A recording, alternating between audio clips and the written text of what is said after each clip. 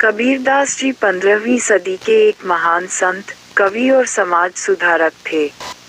उनका जन्म 1398 में वाराणसी में हुआ था। वे अद्वैतवाद के सिद्धांत को मानते थे और निर्गुण, निराकार परब्रह्म के उपासक थे।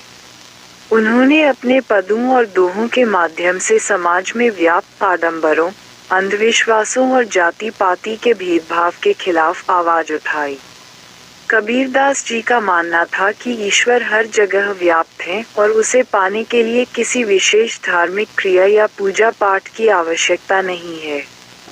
वे आत्मा और परमात्मा के एकत्व में विश्वास करते थे और सच्ची भक्ति को ही ईश्वर प्राप्ति का साधन मानते थे। सारांश: कबीर के पदों में ईश्वर की सर्वव्यापकता, आत्मा परमात्मा के एकत्व और माया के भ्रम का वर्णन किया गया है। वे बताते हैं कि ईश्वर एक है और हर प्राणी के अंदर उसी का अंश समाया है।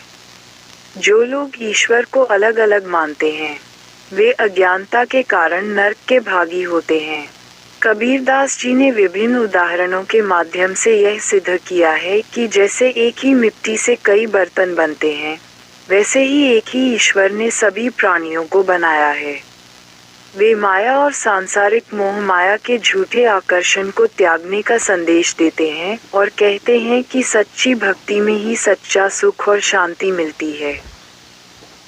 तारांकन विषय वस्तु: कबीर के पदों का मुख्य विषय ईश्वर की सर्वव्यापकता और आत्मा परमात्मा का एकत्व है।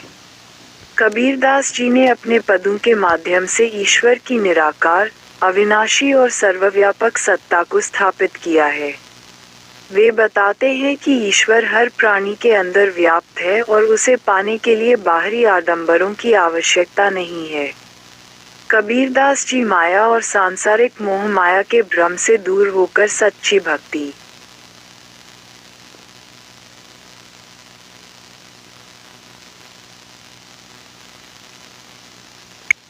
करने का संदेश देते हैं।